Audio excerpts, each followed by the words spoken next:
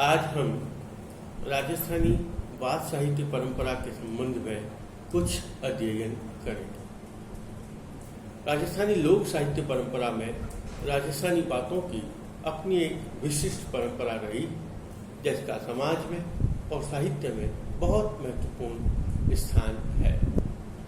लोक साहित्य में जो बातों की साहित्यिक सामग्री है वह अपने आप में इतिहास, समाज, संस्कृति आदि का दिग्दर्शन कराने में पूर्ण रूप से सफल है, तो वहीं लोक में मनोरंजन का एकमात्र साधन राजस्थानी बातें रही। राजस्थानी समाज में बात पोषों की परंपरा इतनी महत्वपूर्ण है कि रातों रात लोग बैठे हुए, रात भर लोग बैठे रहते थे और पूरी रात भर उनकी बातें चलती रहती थी। न तो कहने वाला थकता था, न सुनने वाला थकता था, और हुंकारा देते रहते थे और उस हुंकारे के माध्यम से बातें आगे के आगे चलती रहती थी। इन्हीं बातों की परंपरा में धीरे धीरे इतिहास जुड़ता गया, समाज जुड़ता गया, संस्कृति जुड़ती गई और कई तथ्य भी इसमें जुड़ते गए। इतिहास संबंधी बातों का एकमात्र उद्देश्य रहा जन सामान्यों के बहुत सरल तरीके से इतिहास की जानकारी देना और ऐतिहासिक पात्रों से परिचित करवाना। जब हम ऐतिहासिक तत्व की बात करते हैं तो उन बातों में ऐतिहासिकता का पुट है, लेकिन कहने वाले ने अपने ढंग से उस कथा वस्तु को प्रस्तुत किया है और उस कथाक्रम में कल्पना का भी समावेश है, मनोरंजन का भी समावेश है, रोचकता का भी समावेश है, और इस तरह से बातें लंबे समय तक विद्यमान रही।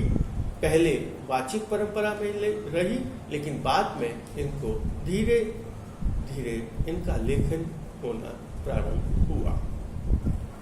आज हम जिस बात के संबंध में कर रहे हैं चर्चा, वह है कुंवर सिंह सांखलेरी बात। कुंवर सिंह सांखला राजस्थानी बात परंपरा का एक ऐसा चरित्र रहा है जो ऐतिहासिक पात्र है, जिसके पिता खीम सिंह जांगलू प्रदेश के राज्य के शासक थे। कुंवर सिंह और खीम सिंह के संबंध में अनेक प्रकार की बातें चलती है और राजस्थानी बात परंपरा में कुंवर सिंह सांखलेरी बात एक सबसे विस्तृत बात के रूप में हमारे सामने आती है। डॉक्टर मनोहर शर्मा ने तो इस बात के संबंध में यहाँ तक कह दिया है कि यह राजस्थानी का पहला उपन्यास है। आज हम संक्षेप रूप में उसी बात का अध्ययन सांखले कंवरसी ने भरमल की बात से करेंगे। खीमसी सांखला जो कुंवर सिंह का पिता है, वह जांगल प्रदेश पर राज्य करता है, जैसा कि स्पष्ट है। उसके पुत्र का नाम कुंवर सिंह है। उनके राज्य के सीमांत प्रदेशों में खींची राज्य करता, जो सांखलों के अधीन है। उन्हीं के राज्य के पास में एक खरलों का भी राज्य, खरल राजपूतों का भी राज्य है।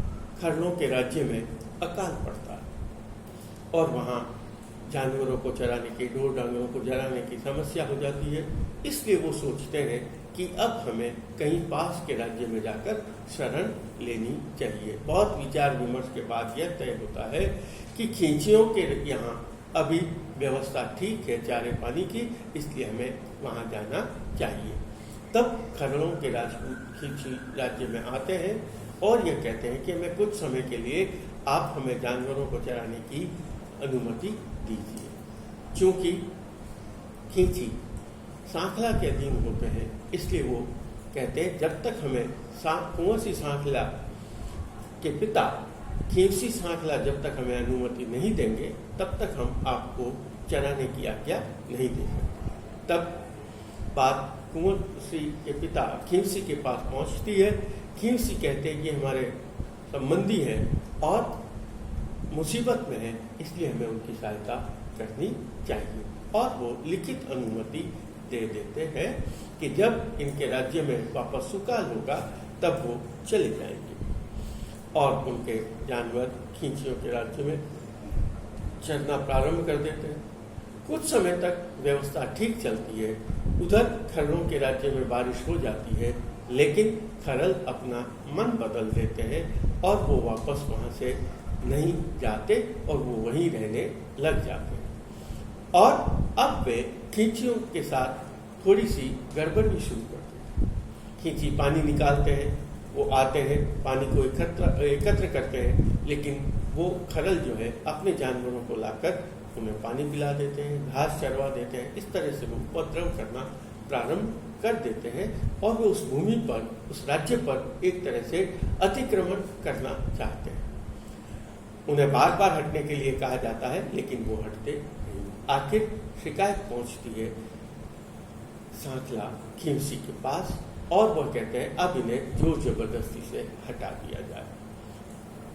हल्का सा शक्ति प्रयोग होता है और कई लोगों को मार दिया जाता है और लोग वो जमीन छोड़कर भाग जाते हैं। भय से कुछ लोग तो जीवित भाग बचकर निकल जाते हैं। ऐसी अवस्था में खरल यह समझते हैं कि अब हमें खींचियों से बदला लेना है, क्योंकि इन्होंने हमारे आदमियों को मारा। अब षड्यंत्र चलता रहता है, विचार विमर्श चलता रहता है। तब एक घटना घटित होती है और वह घटना यह है कि वो इस षड्यंत्र के तहत ये कहते हैं कि हमें इन खींचियों से और सांखलों से बदला लेना है। वे खरल जो है, उनके खरल राजा के एक पुत्री है जिसका नाम है भरमल। वह जन्मांध है और अभी तक 13, 14, 15 वर्ष की हो जाने के बाद भी अभी तक वह अविवाहित है। उसका कहीं विवाह नहीं होता। तब उनके पास यह सूचना पहुंचती है कि कुंवर सिंह सांखला जो खींसी का पुत्र है, उसने यह संकल्प ले रखा है कि मेरे लिए जो भी सगाई का प्रस्ताव आएगा, जो भी नारियल आएगा, उसे मैं वापस किसी भी हालत में नहीं लौटाऊंगा। कई बार इस तरह के विवाह प्रस्ताव एक चुनौती के रूप में आते थे और उसने कहा कि मैं असली क्षत्रिय हूँ, असली राजस्थानी संस्कृति का निर्वाह करने वाला हूँ, इसलिए मैं चुनौती को अस्वीकार नहीं करूँगा। जो मेरे सामने यदि मरने का भी प्रश्न आ गया तो भी मैं उससे पीछे नहीं हटूंगा।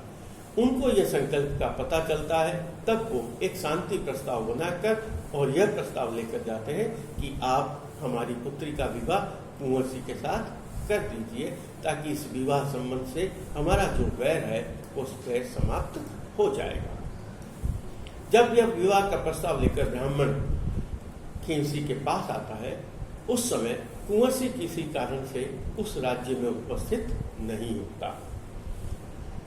खींसी जो जानता है कि यह विवाह प्रस्ताव नहीं बल्कि एक षड्यंत्र है, इसलिए वो मना कर देता है कि मेरा पुत्र अभी है नहीं और इसलिए हम अभी आपका यह नारियल स्वीकार करने की स्थिति में नहीं है। तब वह ब्राह्मण को दक्षिणा वगैरह देकर ब्राह्मण रवाना हो जाता है और अपने राज्य की ओर लौटने लगता है। रास्ते में कुंवर सिंह से अचानक उस ब्राह्मण की भेंट हो जाती है और कुंवर सिंह ब्राह्मण से पूछता है, आप कहाँ के ब्राह्मण हैं और कहाँ से आ रहे हैं? तब वह ब्राह्मण कहता है, मैं खरलों का ब्राह्मण हूँ और मैं कुंवर सिंह के लिए, उनके लिए खरलों की पुत्री का प्रस्ताव लेकर आया हूँ नारियल, लेकिन खींसी ने मुझे नारियल लौटा दिया। तब कुंवर सिंह कहता है, मैं ही कुंवर सिंह हूँ और आप मुझे नारियल दे दीजिए, और वो उसे दक्षिणा देकर रवाना कर देता है। वापस जब कुंवर सिंह अपने राज्य में लौटता है, तब कुंवर सिंह अपने पिता से मिलता है। तब उसके जो साथ में राजपूत होते हैं, वो राजपूत राजा खींसी को यह संदेश देते हैं कि मार्ग में खरलों का ब्राह्मण मिला था और उससे नारियल कुंवर सिंह ने स्वीकार कर लिया है। पिता इस बात से क्रुद्ध होते हैं और अपने पुत्र को डांटते हैं। पुत्र कुंवर सिंह यह कहता है कि हमें नारियल को लौटाना नहीं चाहिए। नारियल को लौटाना हम उनका अपमान है। अगर वो विवाह में किसी षड्यंत्र से ज़्यादा मुझे मारेंगे नहीं, मुझे मारेंगे ही, इससे ज़्यादा तो कुछ नहीं होता। और वो कहा, वो जो कहता है वो क्या कहता है, देखिए, तारा सांखले खीवसी कहो नाळेर क्यों लियो, कहो जी नाळेर आयो न्यला तो बूंदा दिशा वैर छे तो मारसीज नाळेर क्यों घेरी है। और वह उसका संकल्प है कि जो हमारी मर्यादा है, जो हमारा संकल्प है, उससे हमें पीछे नहीं हटना चाहिए। बहुत दिन होते हैं और विवाह का प्रस्ताव लेकर आ जाता है, विवाह का मुहूर्त का प्रस्ताव लेकर ब्राह्मण आता है, बारात की तैयारी होती है और बहुत सब लोग तैयार होकर बारात लेकर जाते हैं। लेकिन उस राज्य में पहुंचने के लिए वह कुंवर सिंह यह कहता है अपने ठाकुरों को, अपने सैनिकों को, कि आप राज्य के बाहर ही खड़े रहें। और वह अकेला ही वहाँ विवाह के लिए जाता है। तोरण वंदना के पश्चात, पूजा के पश्चात वह विवाह मंडप में पहुँचता है। और विवाह मंडप में पहुँचने के समय खड़ल ये सोचते हैं अब इसका वध कब किया जाए। तब वो यह निश्चित करते हैं कि पहले विवाह संपन्न हो जाए, और विवाह संपन्न होने के बाद हमारी पुत्री पर एक जो अभिशाप लगा हुआ है, उसके कुंवारपने का जो अभिशाप लगा हुआ है, वह समाप्त हो जाएगा और हमारा बैर भी निकल जाएगा। हमारी पुत्री जो अंधी है उसका विवाह हो जाएगा, और उस विवाह के हो जाने के बाद जो हम पर दोष लगता वो दोष समाप्त हो जाएगा और हमारा बैर भी पूरा हो जाएगा। इसलिए जब ये शयन करने के लिए जाएंगे तब हम इस कुंवरसी को मार देंगे।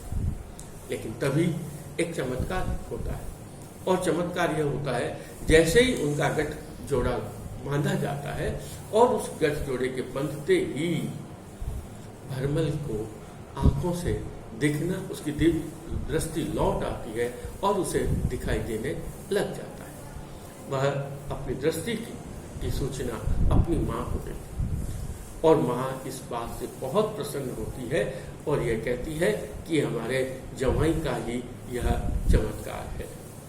और वह कहती है कि तुम सावधान हो जाओ और अपने पति को भी सावधान कर दो कि उनके साथ चूक होने वाली है। पति जब विवाह मंडप में बैठते हैं तब भरमल अपने पति का अंगूठा दबाती है और यह संकेत करती है कि आपके साथ चूक होने वाली है। तब कुंवर सिंह चौकन्ना हो जाता है और जैसे ही विवाह से मंडप से उतरते हैं गठ जोड़ा खोला जाता है और अपने डेरे जाकर कुंवर सिंह सीधा अपने राज्य के लिए चला जाता है और यह कहता है यह चूक है। अब बहुत समय बीत जाता है, 2-3 साल बीतते हैं। कुंवर सिंह ने भरमल को कहा था मैं वर्षा ऋतु में तुम्हें लेने के लिए आऊँगा, लेकिन वहाँ जब इस बात का पता चलता है तब खींव सिंह सभी को कहते हैं इसे वर्षा ऋतु में बाहर नहीं निकलने दिया जाए। तब कुंवर सिंह एक बार वर्षा के समय बादलों को देखकर उसे अपने पत्नी भरमल का स्मरण हो आता है और वह अकेला ही अपनी पत्नी से मिलने के लिए उसके राज्य में चला जाता है। वहाँ राज्य में जाकर पहुँचता है और उस गांव के बाहरी क्षेत्र में जहाँ जानवर बांधे जाते हैं, गाय भैंसे आदि, वहाँ वह जाकर रुकता है और वहाँ भरमल अपने भैंसों को दुहाने के लिए आई हुई होती है।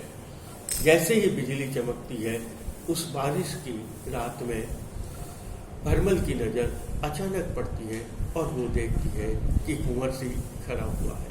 दोनों एक दूसरे से मिलते हैं और वह उसे अपने महल के लिए लेकर जाती है। महल में पहुंचने से पहले वह देखती है कि उसके माता पिता महल के बाहर बैठे हुए हैं।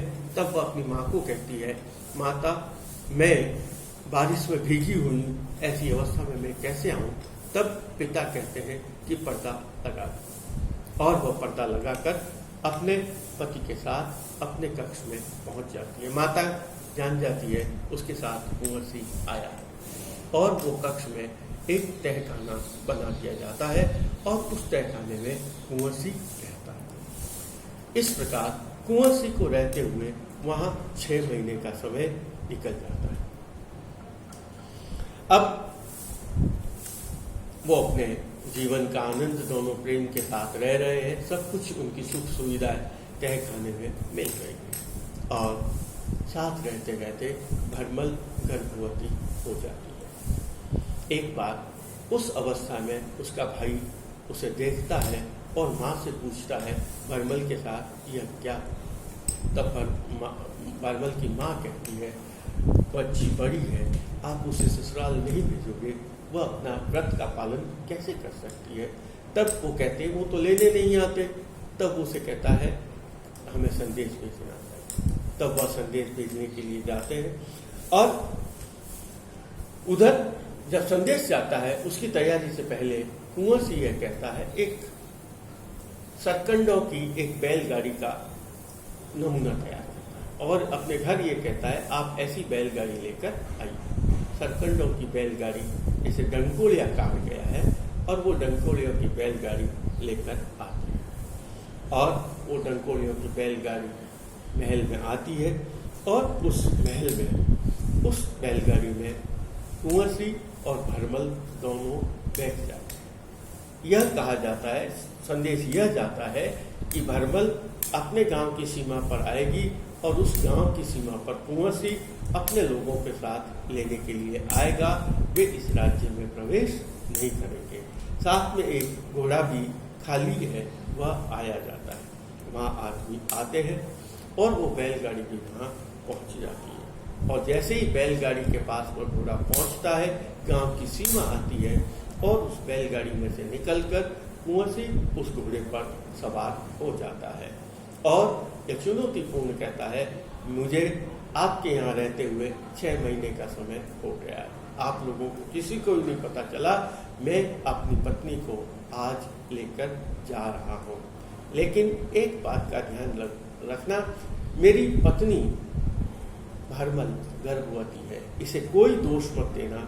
इसके पेट में जो गर्भ पल रहा है वो मेरा अपना गर्भ है, वह मेरा गर्भ है। और यह कहता है, मेरा आप सभी को राम राम। कुंवर सिंह अपनी पत्नी भरमल को लेकर अपने राज्य में लौट जाता है। पिता के पास पहुंचता है लेकिन पिता उससे नाराज है और वह ये आदेश देते हैं कि यह पुत्रवधू मेरे राज्य में, मेरे महल में नहीं रहेगी। तब भाई भरमल के लिए रायसीसर में एक नया महल बनाया जाता है और वहीं वह अपनी जो पुत्री है उसके साथ रहने लग जाती है। तब एक दिन की घटना होती है, खीम सिंह जंगल में शिकार करने के लिए जाते हैं और उस जंगल में शिकार करने के लिए जाते हैं। तब एक बैलगाड़ी पर उसे एक स्त्री और एक बालिका दिखाई देती है। वह स्त्री उस जो है वह बालिका उस स्त्री के साथ खेल रही है, उसका दूध पी रही है और विभिन्न क्रीड़ाएं कर रही है। उसको उस बच्ची को खेलते हुए देखकर खीमसी बहुत मोहित हो जाते हैं और उसे पूछती है, बच्ची तुम कौन? तब वह भरमल अपना परिचय देती है। तब खीमसी को यह पता चलता है यह मेरी पुत्र वधू है और ये मेरी कुंवर सिंह की पुत्री, मेरी पोती है। तब उसे स्नेह से अपने घर लेकर आते हैं और वापस उसे वही पत्नी का पूर्ण रूप से सम्मान दिया जाता है और वह बहुत स्नेह से अपनी पुत्र वधू और पोती को अपने घर में स्थान देते हैं। कुंवर सिंह का बहुत प्रेम भरमल से बढ़ जाता है और इसके पश्चात बड़े आनंद के साथ वो अपना शेष जीवन बिताते हैं। धन्यवाद।